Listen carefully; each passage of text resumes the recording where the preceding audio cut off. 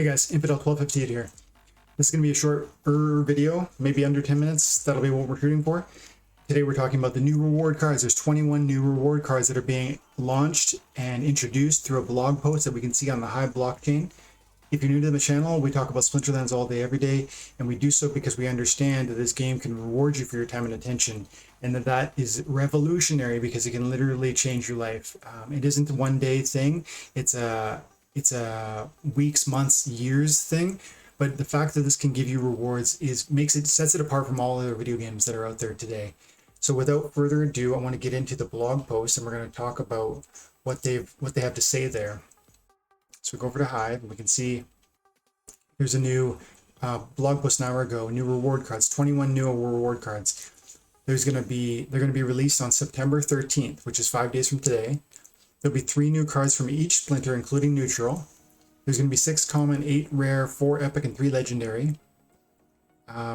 This is gigantic because those of you who are new aren't going to maybe know that during your daily and season loot chest reward claims, you usually get cards, a lot of cards, but lately that hasn't been the case. And you newer players maybe don't know that, weren't aware of that perhaps, because they've been so bogged down with developer stuff and major issues with either servers or just dealing with this unprecedented growth, player-based growth, that they haven't released the updated reward cards. So this is a huge new launch. And actually, to accentuate how significant it is, we can come over here to Splinter Stats. I did a blog post, I think it's coming out actually in a couple hours here, where I'm talking about bargain hunting. And you'll see that I spent $500 on some of these cards here. And the reason I'm bringing it up now is because this is the data around how many reward cards are left that are currently in circulation. And you got the Axemaster, Charlock, Minotaur, Chain Spinner, Harvester, Nightmare, and Demented Shark. But look at these print numbers. They're mostly done, like they're mostly fully circulated. And so as these things go into expiry, they should release even more reward cards. But I don't know if they're going to do that because they're kind of, this big 21 card launch might be an answer to that, might be in preparation for that. But the point is, there are so few reward cards still left. That's why we keep getting DEC in those little loot packages. But it's so much more fun to get cards, you know, that you can immediately put that to work in your game to try and climb higher. And then it's this asset that's going to appreciate with time. So that's always exciting. So yeah, we got 21 new ones coming. The new reward edition cards will feature the new card frame. So that means they're going to be visually distinct and available in the modern ranked battle format. That's going to be coming up in a month or two. So they're going to be they're going to look like Chaos Legion cards, but they are specifically reward cards. And they will also share the new DEC burn rates. That's perhaps less important to you if you're just getting started here, but it's important from a perspective of, you know, how much some people, usually burn rate is associated with collection power. They're going to be detaching that anyways. So if this doesn't make any sense to you, just ignore it. Let's put it that way. The amount of cards required to combine to reach each level will remain the same for these new reward cards as it has been with the Untamed edition. So that's going to mean we're going to need, like, what is it, 400-ish? Come over here to buy Untamed. With Legendary, you need 11. With Epic, I think you need 46. Yeah. With Rare, you need... That's not an Untamed card.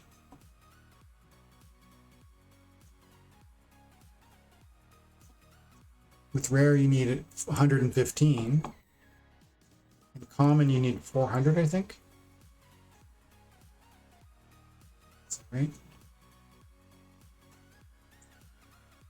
Common, you need 400. There you go. So that's going to be the same math at work when we're leveling up our future reward cards. Let's go back to the post.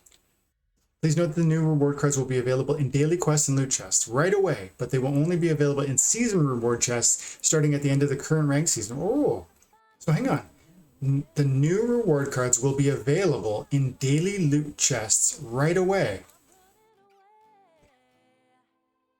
Does that mean on Monday, September 13th right away? Or does that mean September 8th right away?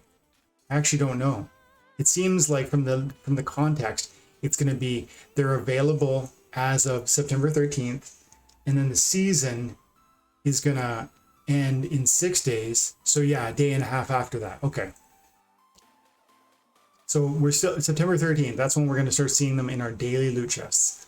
And September, I think it's 14th or 15th, you're going to see it in your season loot chests. Okay.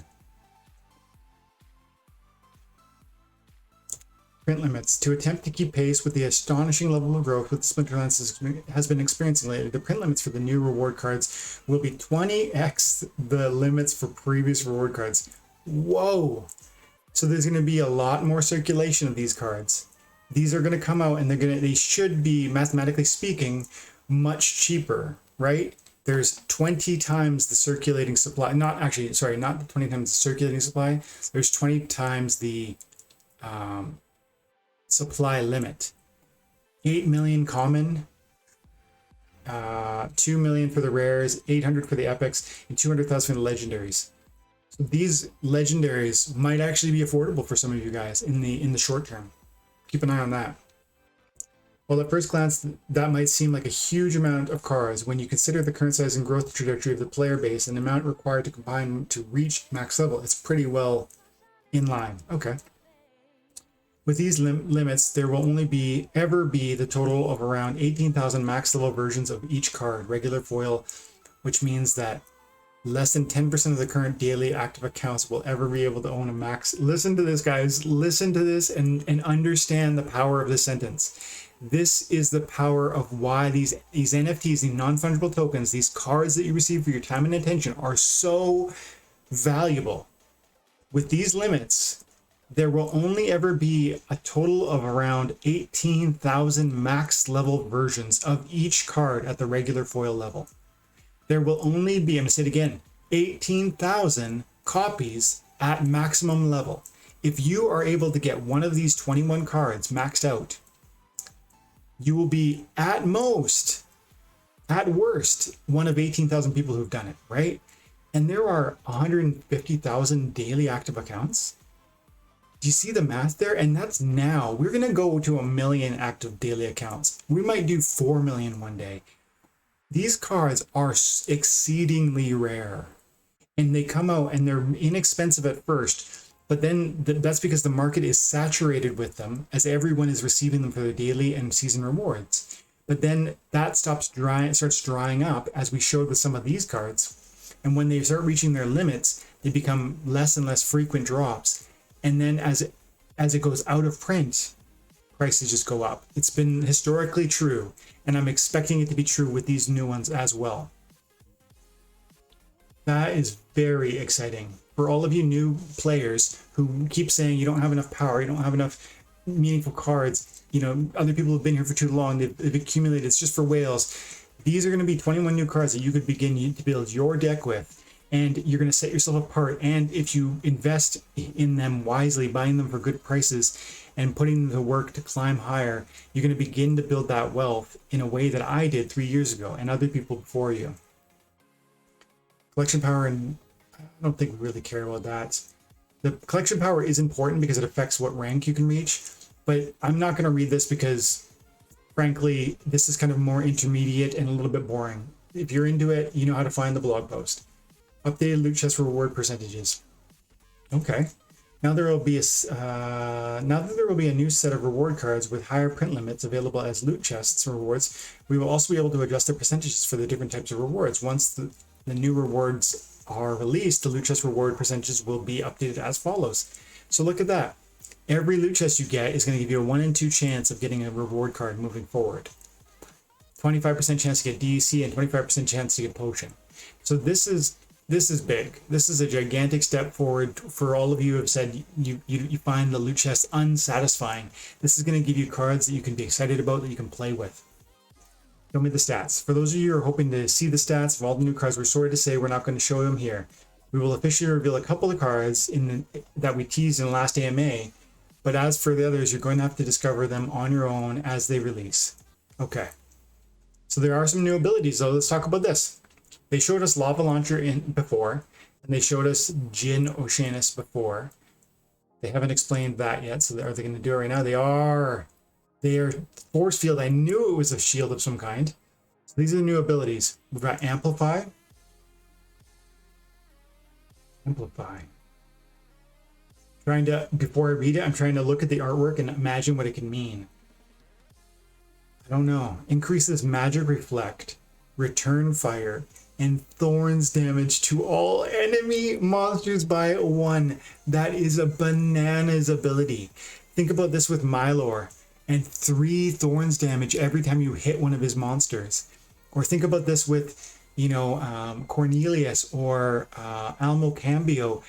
He's going to be dropping so much damage on the people who are attacking him because of the archery reflect and the magic reflect, because of something like this, that they end up killing themselves faster than they can kill you. Holy, that's an awesome new ability. Amplify. Force Field. This monster takes only 1 damage from attacks with 5+ power. With power plus 5. So if you come at this guy with heavy duty hits, it only hurts 1? Wow. Picture that, picture Jin here on the back line of your water team, and he's got this force field, and Sandworm wants to come in on the back and do 7 damage to this 11 hit points. Nope, 1, because Sandworm is hitting that that force field. Crazy. Camouflage. This monster cannot be targeted for attacks unless it's in the first position. Cannot be targeted for attacks unless it's in the first position. That's awesome. No more vulnerable, easy to sneak attack or sniper attack monsters. What happens if you put this guy in the back? Does the sneak attacker go around and hit the 5th position? Crazy. I love this. This is so cool. I would have never thought of that type of ability. Camouflage. I love it. Death Blow. This monster does 2 times the damage if their target is the only monster left on the enemy team. This monster does double damage if their target is the only monster left on the team. Wow. So if you're running like you know, you guys keep talking about Kron, he's got 50 hit points and he's got, when he goes into last stand, it's too much. Death Blow. It's the last monster on the team. This is like a direct counter to last stand. Wow, double the damage into last stand monsters. That is huge. Imagine a summoner with Death Blow. I am geeking out. Seriously, Death Blow is awesome. This game is exciting. I can't wait to see how these synergize with other monsters. We saw Lava Launcher already, but let's revisit his stats. Huge archery damage. He can do the close range attack. The stun is awesome. The speed is good. The armor and the hit points are high enough that he can be really positioned anywhere in your team and be successful. Powerful monster, and he's going to go really well with Jotun, because Jotun has so many archery monsters that are kind of just mediocre. He's got about 3 or 4 really good ones to work with, but this will be one more excellent one to have, and probably you'll be able to buy him for not very much money. Jin Oceanus. We already talked about him. That force field is going to be amazing. Really interesting. This is a very interesting off-tank opportunity, isn't it? With that, so if you're hitting him hard, he's gonna reduce that damage. He's got the face. He's got the void. What would you do against this guy? I guess you need to come at him with like 4 attack monsters and 3 attack monsters to really penetrate. Interesting. That's it. Guys, that is exciting. I hope that's I don't know, I hope you're feeling what I'm feeling, because I'm pumped. I can't wait to get my hands on these. I want to see more of them. I want to know what this girl's all about. I want to see what this guy's all about. I want to get my hands on some of those NFTs. Like I said, I saw a GIF of this guy concocting some kind of potion. I want more.